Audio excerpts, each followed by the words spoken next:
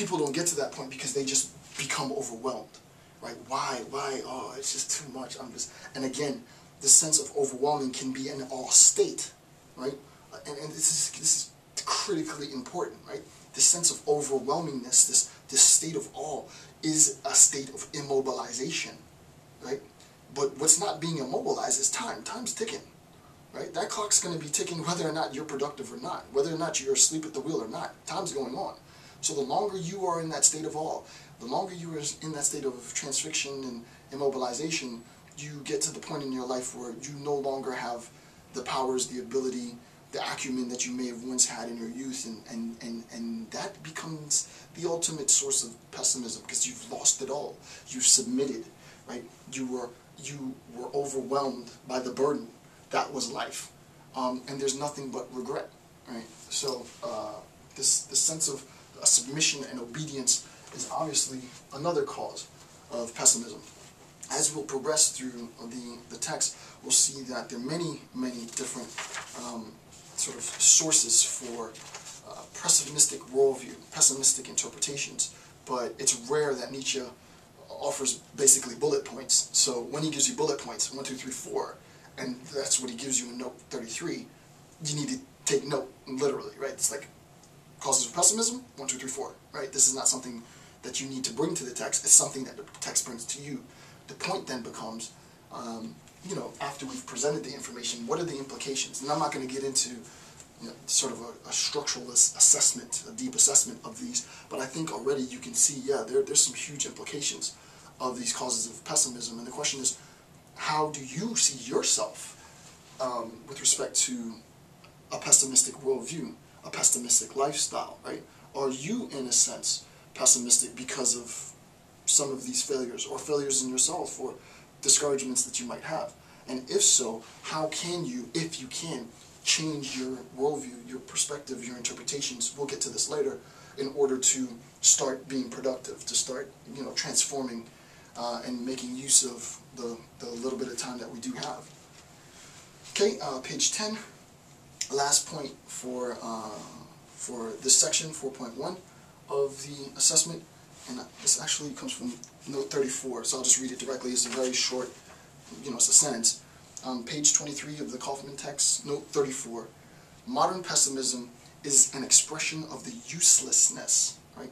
Modern pessimism is an expression of the uselessness of the modern world, not the world of existence. Powerful, powerful, powerful mind. A lot to unpack in this notion, right? So let's look at what Nietzsche says. Right? He says modern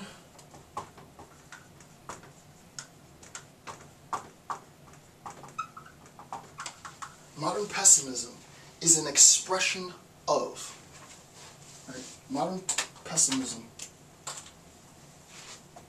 is an expression of. Modern pessimism is an expression of what? What is it an expression of?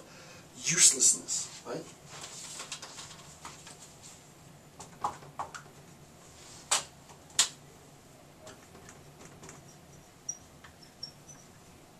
Right? Modern pessimism is an expression of what? The uselessness of the modern world.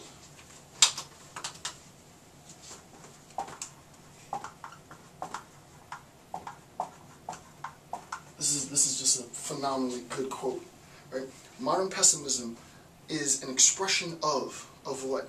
Of the uselessness of the modern world, not of the world of existence.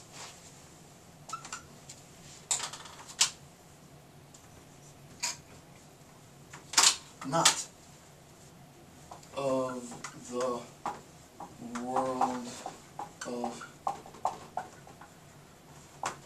I mean, this is, and this is what, note 34.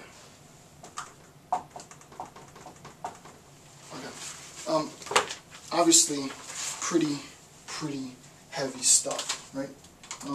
What Nietzsche is saying in this quote, right? If you think about modern pessimism, right? and you ask, where does this come from? Where does this pessimistic worldview, where does this pessimistic interpretation, what's the origin of this pessimism? Modern pessimism is an expression of, right? Well, if it's an expression, that means the source of that expression had to be the antecedent. There must have been something that happened before that caused it, right? It's an expression of. It's the consequence of. So, right? Modern pessimism is the consequence of some antecedent. And what is that expression? Uselessness. Right? Modern pessimism is an expression of uselessness. This point becomes the expression. And I'll just go.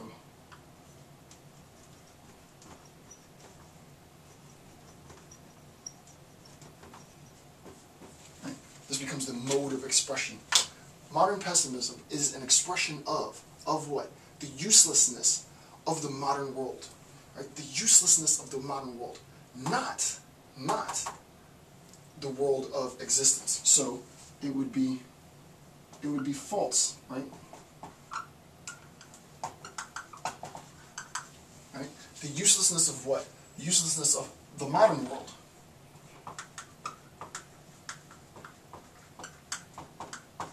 Not what? Not the world of existence.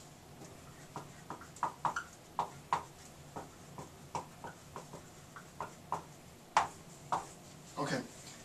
It's important to recognize what's going on here. It's very, very critical to recognize what's going on.